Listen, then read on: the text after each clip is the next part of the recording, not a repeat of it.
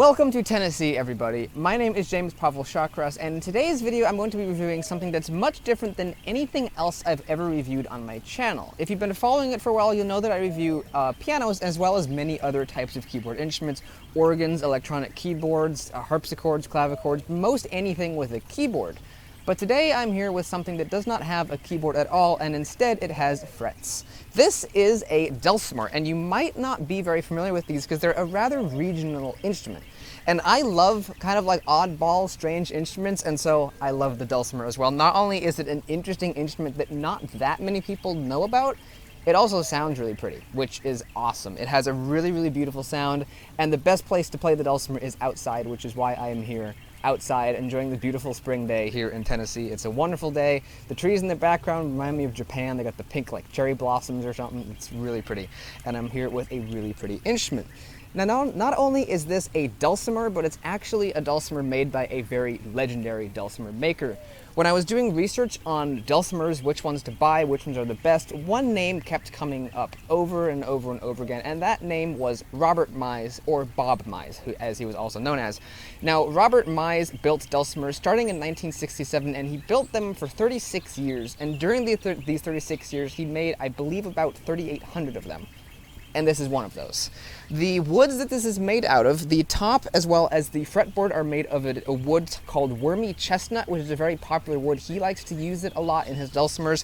And then the sides as well as the back of it, I believe, are just walnut. And then the tuning pegs on it are actually made of rosewood, which is kind of cool, as well as the bridge and the nuts of the instrument are also made of rosewood as well. So it's a very beautiful instrument. It has a very unique look, and it's just absolutely beautiful. The shape of it is really cool too. This is a typical shape for a dulcimer. Sometimes there'll be different variations. This one has 3 strings. Sometimes you'll see 4 string, 5 string, 6 string, maybe more, I don't know, but there's a number of different variations of the dulcimer. Sometimes the sound holes here will be heart-shaped or butterfly-shaped or all kinds of other shapes. These ones here are just like a traditional F-hole shape like you'd see on a violin. So Bob Mize, as I said earlier, was a dulcimer maker, and not only was he just a dulcimer maker, but I said he was very legendary. Maybelle Carter, who was Johnny Cash's mother-in-law, actually owned one of these dulcimers that Robert Mize made, and that dulcimer is actually in a museum on the Tennessee-Virginia border in a town called Bristol, and someday I might go visit it and see exactly what it looks like, maybe even bring mine along and see how much different that one is from mine, which is kind of cool. And then he also made instruments that actually ended up in the Smithsonian. So he has a dulcimer or 2 or 3, I don't know, but he has some instruments in the Smithsonian, and then he also would sell his instruments back in the day to the state of Tennessee, who would then give them to visiting dignitaries from other countries, which is really cool that he made dulcimers good enough for the state of Tennessee to give to other people who were visiting that state from another country, which is really cool. So the dulcimer is a very interesting instrument. This version has 3 strings, as I said. So you have 2 that are tuned to the same pitch. You have G, and you have G, and then you have a lower string here, which is C. Now there's a number of different ways that people like to tune these, but G, G, C is the most common and I believe the traditional way of tuning these. Some people like to tune them to C, G, and then a higher C. Other people like to tune them to a low D, a middle A, and a higher D. And in those tunings you can actually play chords, and you can kind of play it a bit more like a guitar. You can play across the fretboard rather than up and down the fretboard, which you play it in the traditional method. Because in the traditional method, you actually only play on the highest string, which is string 1. This is your melody string, and the other 2 are just drone strings. So as you play the instrument, you just kind of strum the other strings. You don't have to do it on every strum, but you can on some of them. And basically they're just there. They're not exactly sympathetic, but they are drone strings. They play the same constant note over and over again, and it just adds to the sound of the instrument.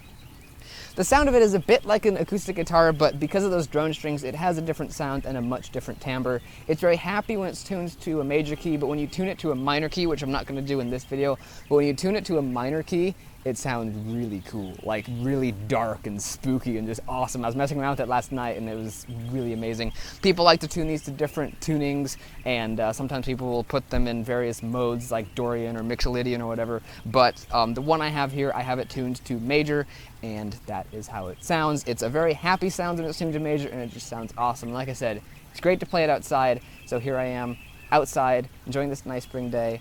I'm going to be playing the dulcimer. So hopefully you guys enjoy a little piece that I'm going to be playing for you. It's a very old piece. I believe it's called Go Tell Aunt Rhody or something like that. And it's kind of like, this piece is to the dulcimer what fur-elise is to the piano. Every beginning piano student learns fur-elise at some point or another. And from what I've heard, pretty much every beginning dulcimer player learns this piece. So I'm going to be playing that for you. I just picked up the dulcimer like yesterday. And the dulcimer is a very easy instrument to learn, so hopefully you guys enjoy hearing this piece played on the dulcimer, and I'll talk a little bit more about this instrument after that, but hopefully you guys enjoy.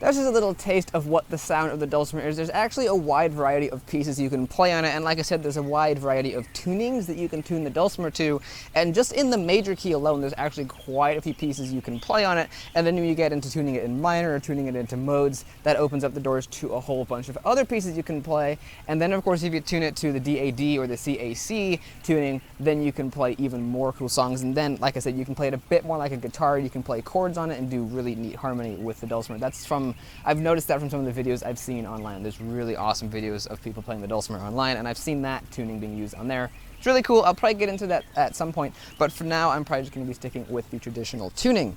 Now, I mentioned earlier that the dulcimer is a very easy instrument to learn, and basically if you can push down a note on a piano, and if you can fret a string on a guitar, then you can play the dulcimer, because it's really, really easy. Basically, like on a piano, to play the C major scale, you have to actually press each individual note, and there's a certain fingering you have to follow, and going up and down can be a little bit tricky, especially for someone who's never played the piano before in their life. Playing a C major scale, that was a bumblebee. Playing a C major scale on the dulcimer is this. Whoops. That's a C major scale. I went over at the end of that first one, but that's literally the C major scale. You just go. That's basically how you play the dulcimer. It's that easy, and basically you just strum all the strings,